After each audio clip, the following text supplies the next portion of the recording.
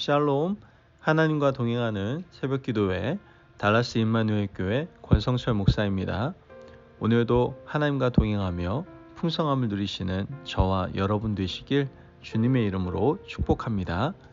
오늘 말씀은 여호수아 9장 3절에서 15절까지의 말씀입니다. 기브온 주민들이 여호수아가 여리고와 아이의 행한 일을 듣고 꾀를 내어 사신의 모양을 꾸미되 헤어진 전대와 헤어지고 찢어져서 기운 가죽 포도주 부대를 나귀에 싣고 그 발에는 낡아서 기운 신을 신고 낡은 옷을 입고 다 마르고 곰팡이가 난 떡을 준비하고 그들이 길갈 진영으로 가서 여호수아에게 이르러 그와 이스라엘 사람들에게 이르되 우리는 먼 나라에서 왔나이다. 이제 우리와 죄악을 맺읍시다 하니 이스라엘 사람들이 히윗 사람에게 이르되 너희가 우리 가운데 거주하는 듯하니 우리가 어떻게 너희와 죄악을 맺을 수 있으랴 하나 그들이 여호수아에게 이르되 우리는 당신의 종들이니이다 하매 여호수아가 그들에게 묻되 너희는 누구며 어디서 왔느냐 하니 그들이 여호수아에게 대답하되 종들은 당신의 하나님 여호와의 이름으로 말미암아 심히 먼 나라에서 왔사오니 이는 우리가 그의 소문과 그가 애굽에서 행하신 모든 일을 들으며 또 그가 요단 동쪽에 있는 아모리 사람의 두 왕들 곧 헤스본 왕 시온과 아스타롯에 있는 바산 왕 옥에게 행하신 모든 일을 들었음이니이다. 그러므로 우리 장로들과 우리 나라의 모든 주민이 우리에게 말하여 이르되 너희는 여행할 양식을 손에 가지고 가서 그들을 만나서 그들에게 이르기를 우리는 당신들의 종들이니 이제 우리와 죄악을 맺읍시다 하라 하였나이다.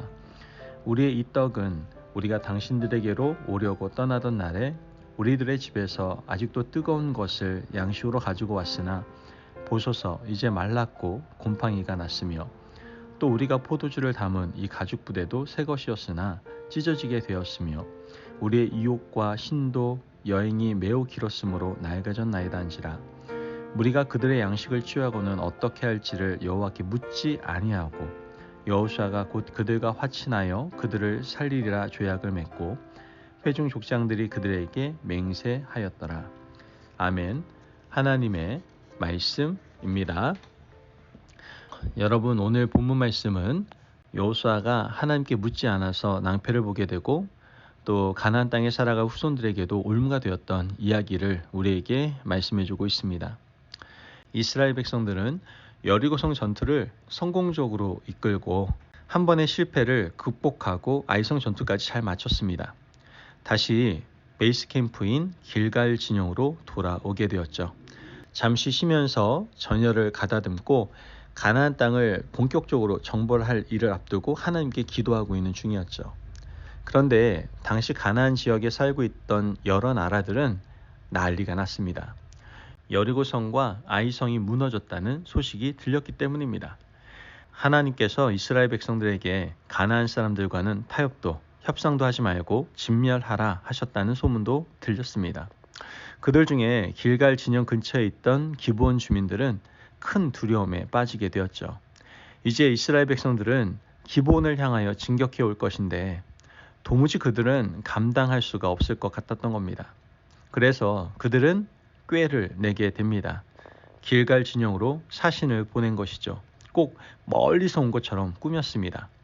오늘 본문 3절에서 6절 말씀을 보면 기브온 주민들이 여호수아가 여리고와 아이의 행한 일을 듣고 꾀를 내어 사신의 모양을 꾸미되 헤어진 전대와 헤어지고 찢어져서 기운 가죽 포도주 부대를 나귀에 싣고 그 발에는 낡아서 기운 신을 신고 낡은 옷을 입고 다 마르고 곰팡이가 난 떡을 준비하고 그들이 길갈 진영으로 가서 여호수아에게 이르러 그와 이스라엘 사람들에게 이르되 우리는 먼 나라에서 왔나이다. 이제 우리와 죄악을 맺읍시다 하니 말씀을 보면 죄악을 맺자는 말에 여호수아를 비롯한 이스라엘의 족장들이 그만 넘어가 버리고 말았습니다.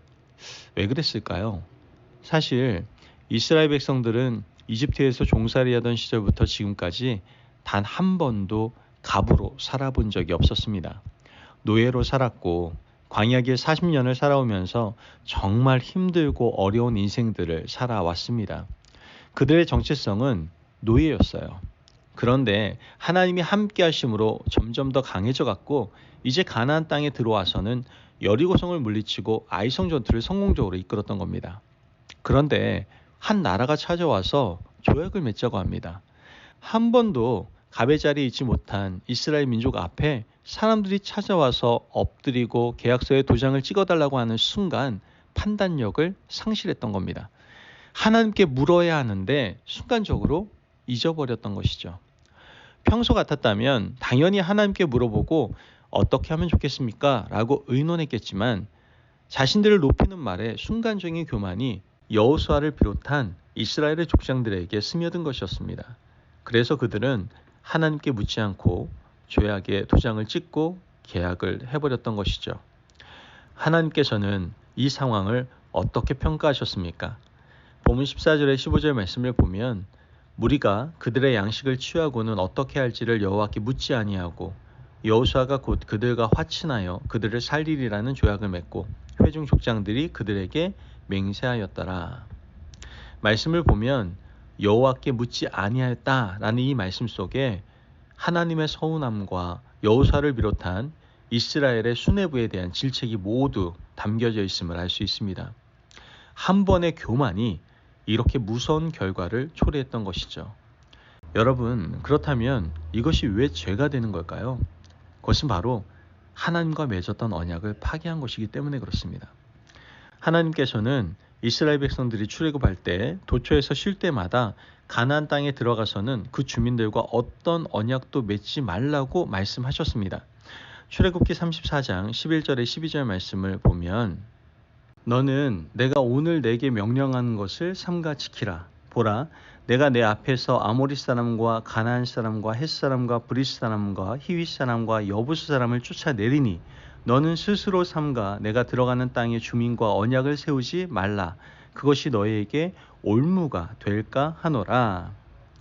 여러분, 하나님이 이스라엘 백성들을 시내산 아래에 모아놓고 십계명과 율법을 주시기 전에 하셨던 말씀은 가나안 땅에 들어가면 7 족속이 있을 것인데 그들과 절대로 언약을 세우지 말라는 것이었습니다. 그 조약이 올무가 될 것이기 때문이었죠. 올무가 된다는 말이 어떤 의미입니까? 이스라엘 백성들은 가나안 땅에 들어오기 전에 한 번도 농사라는 것을 해본 적이 없었습니다. 씨를 뿌려본 적도 거둔 적도 없었어요. 그러나 가나안 땅에 들어가면 농사도 짓고 과목도 심어야 되는 겁니다. 가나안 땅에 들어가면 씨를 뿌려야 되고 먹고 살아야 되는 것이죠. 그러나 한 번도 해본 적이 없기 때문에 그들은 두려웠습니다. 어떻게 먹고 살까? 고민하다 보면 그 땅에 살고 있던 원주민들에게 도움을 구하게 될 수밖에 없지 않습니까? 하나님은 그것이 올무가 될까 염려하셨던 겁니다. 만약에 그들과 조약을 맺고 관계를 맺기 시작하면 물어보지 않겠습니까? 씨는 언제 뿌리는 것이 좋겠는지, 언제 농사하면 좋은지 묻게 되고 그 땅에 살았던 사람들은 씨 뿌리는 시기와 방법, 거두는 시기와 조심해야 될 것들을 알려줄 겁니다. 또한 비가 오지 않을 때에는 바알이라는 신이 있는데 그 신에게 가서 잠깐 고개만 숙이면 된다고 알려줄 겁니다. 먹고 살기 위해서 바알 신전에 가서 엎드리게 되는 일이 당연히 일어나게 될 것이기 때문에 하나님은 그들과 조약을 맺지 말라고 하셨던 겁니다. 그런데 여호수아가 하나님께 묻지 않은 이것이 바로 결국 올무가 되고 말았던 겁니다. 조약 체결 후 사흘이 지나서야 기브온 족속이 그들 가까운 곳에 산다는 것을 알게 되었죠. 그런데 이제 어떻게 하겠습니까? 여호수아서 9장 21절 말씀을 보면 무리에게 이르되 그들을 살리라 하니 족장들이 그들에게 이른 대로 그들이 온 회중을 위하여 나무를 패며 물을 기는 자가 되었더라. 나무 패며 물 기는 자는 어떠한 사람들입니까? 농사를 도와주는 사람들이 되었다는 말입니다. 훗날 가나안 땅 정복을 끝낸 후에도 기브온 족속을 쫓아내지 못하고 그들이 나무 패며 물 깃는 자, 즉 농사를 돕는 사람들이 되어서 결국 이스라엘 백성들에게 바알 신앙을 전수하는 매개체가 되고 맙니다. 이것은 훗날 이스라엘의 가나안 정복을 불완전하게 만드는 촉매가 되었고 가나안 땅에도 바알 신앙이 전해지는 무시무시한 결과를 초래하게 되었던 것이죠. 여러분, 하나님께 묻는 것이 얼마나 중요한지 그리고 하나님께 묻지 않는 것이 얼마나 무서운 죄인지 오늘 본문은 우리에게 다시 가르쳐주고 있습니다. 그러므로 오늘 우리가 하나님 앞에 나와서 묻고 엎드리는 이 자리가 얼마나 중요한지 우리는 기억해야 됩니다. 하나님께 어떤 일이든 여쭙고 물어보아서 절대로 이런 일이 우리 인생에 일어나지 않도록 늘 깨어 있으시기를 주님의 이름으로 축복합니다. 기도하겠습니다. 사랑이 많으신 하나님 감사합니다. 오늘도 우리에게 귀한 말씀의 은혜를 허락하시니 감사합니다. 하나님, 작은 일이라도 하나님께 여쭈는 습관을 갖게 하여 주옵소서.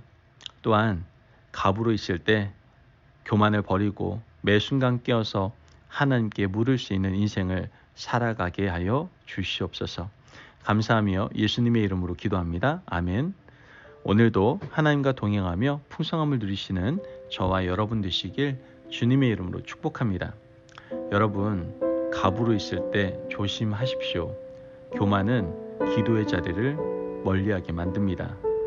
묻지 않는 것이 죄임을 기억하시고 늘 겸손하게 엎드려 하나님께 구할 수 있는 지혜로운 삶을 사시기를 바랍니다. 말씀 안에서 승리하십시오.